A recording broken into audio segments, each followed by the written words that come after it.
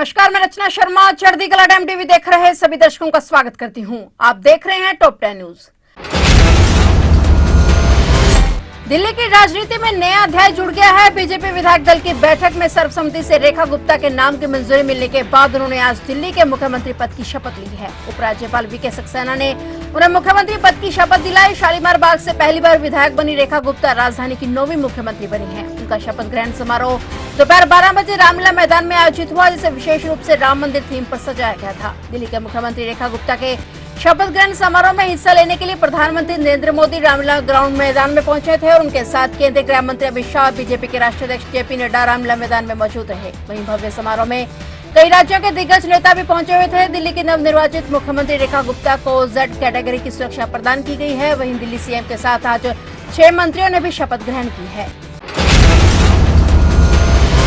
प्रधानमंत्री नरेंद्र मोदी ने दिल्ली के मुख्यमंत्री पद की शपथ लेने पर भारतीय जनता पार्टी की नेता रेखा गुप्ता को बधाई दी और विश्वास जताया कि वह पूरी ताकत के साथ दिल्ली के विकास के लिए काम करेंगी। दिल्ली विश्वविद्यालय छात्र संघ की पूर्व अध्यक्ष और पहली बार विधायक निर्वाचित रेखा गुप्ता दिल्ली की 9वीं मुख्यमंत्री बन गई हैं। मुख्यमंत्री मोदी ने एक्स पर एक पोस्ट में कहा कि रेखा गुप्ता जी को दिल्ली के मुख्यमंत्री के रूप में शपथ लेने पर बधाई। वे जमीनी स्तर से उठी हैं। कैंपस राजनीति से लेकर राज्य संगठन और नगर पालिका प्रशासन में सक्रिय रहने के बाद अब विधायक के साथ साथ मुख्यमंत्री बनी है। उन्होंने कहा कि मुझे विश्वास है कि वह पूरी ताकत के साथ दिल्ली के विकास के लिए काम करेंगी। इसके साथ ही वह वर्तमान में भाजपा शासित किसी भी राज्य में एकमात्र महिला मुख्यमंत्री भी बन गई हैं।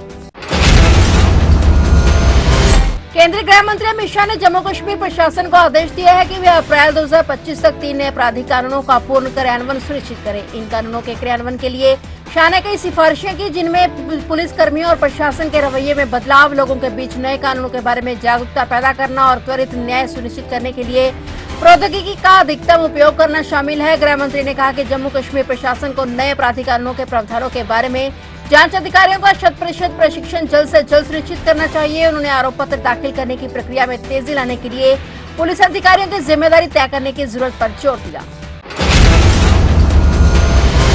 अमेरिका से लगातार गैर कानूनी भारतीयों को डिपोर्ट करने की खबरें आ रही हैं और इस बीच अमेरिका सरकार का बड़ा फैसला सामने आया है। ट्रंप सरकार ने पंजाबियों को एक और बड़ा झटका दिया है। मिली जानकारी के मुताबिक ट्रंप सरकार ने अकेले प्रवासी बच्चों के लिए इमिग्रेशन कोर्ट में कानूनी सहायता बंद करने का फैसला लिया है। बता दें कि जो लोग वकीलों का खर्च नहीं उठा सकते, यह फैसला उनके लिए झटका है। गौरतलब है कि अमेरिका प्रशासन ने इन बच्चों की सहायता करने वाले कानूनी सेवा प्रदाताओं को अपना काम बंद करने का भी आदेश दिया है। बताया जा रहा है कि ये रोक अगले नोटिस तक प्रभावी रहेगी। यूएस सरकार ने मदद करने वाले संगठनों को काम बंद करने के आदेश दिए हैं। इस जानकारी के मुताबिक मदद करने वाले संगठन 26,000 प्रवासी बच्चों की मदद करते हैं।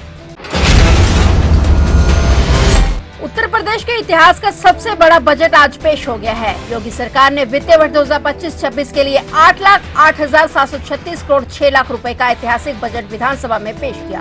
उत्तर प्रदेश के मुख्यमंत्री योगी आदित्यनाथ ने राज्य के बजट के ऐलान के बाद एक प्रेस कॉन्फ्रेंस आयोजित की, जिनमें उन्होंने राज्य की अर्थव्यवस्था को मजबूत करने और विकास की दिशा में सरकार के लिए किए गए कार्यों के बारे में विस्तार से बताया। सीएम ने कहा कि यह बजट उत्तर प्रदेश के विकास के लिए एक नया रास्ता खोलने वाला साबित होगा। यह राज्य को नई ऊंचाइयों तक पहुंचाएगा। सीएम योगी आदित्यनाथ ने इस प्रेस कॉन्फ्रेंस में कई बड़े ऐलान किए, जिनमें से सबसे अहम ये था कि राज्य में 92,000 युवाओं को नौकरी मिलेगी। इसके अलावा उन्होंने यह भी बताया कि राज्य में 4 नए एक्सप्रेसवे बनाए जाएंगे।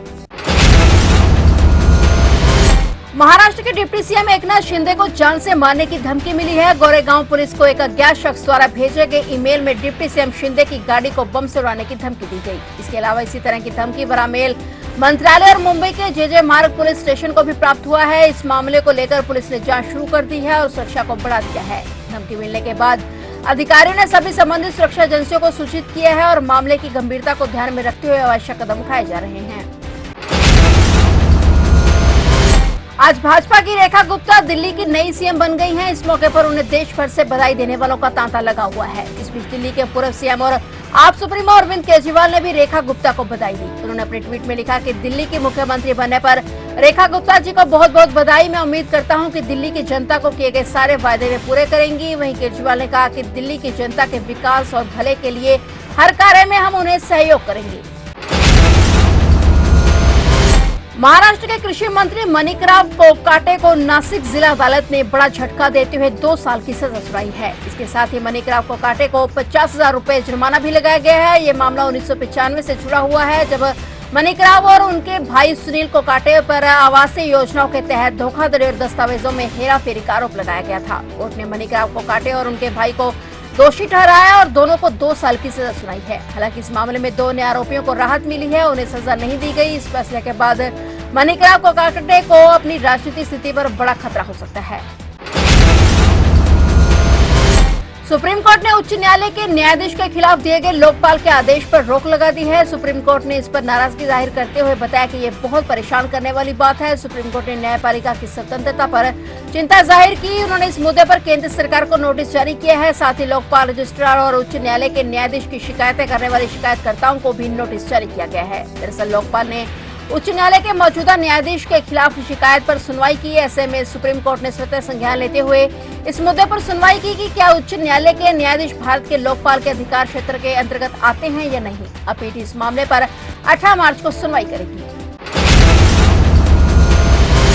उत्तर प्रदेश के प्रयागराज महाकुंभ का आज गुरुवार 20 फरवरी को 39वां दिन है। आज भी कुंभ में जबरदस्त भीड़ देखी गई। संगम आने जाने वाले सभी रास्तों पर 10 किलोमीटर तक श्रद्धालुओं की भीड़ रही। प्रयागराज के बाहर की पार्किंग में वाहनों को रोका जा रहा है। भीड़ के चलते प्रयागराज आने जाने वाली 8 ट्रेनें 28 फरवरी तक रद्द कर दी गई हैं। 20 फरवरी को महाराष्ट्र कैबिनेट प्रयागराज पहुंचे हुए हैं। सीएम देवेंद्र फडणवीस सहित सभी मंत्रियों ने संगम में डुबकी लगाने के लिए वहां पर कार्यक्रम किया है। उत्तर प्रदेश के प्रयागराज में 13 जनवरी को महाकुंभ का आगाज हुआ और अब तक 57 करोड़ से अधिक श्रद्धालु संगम में डुबकी लगा चुके हैं। 26 फरवरी को महाकुंभ का समापन होगा। भीड़ के चलते दारागंज स्थित संगम स्टेशन को 26 फरवरी तक बंद कर दिया गया है। महाकुंभ में तैनात अफसरों की ड्यूटियां 27 फरवरी तक बढ़ा दी गई हैं। प्रशासन का अनुमान है कि शुक्रवार से महाकुंभ में भीड़ और ज्यादा बढ़ेगी, क्योंकि यह महाकुंभ का आखिरी वीकेंड है।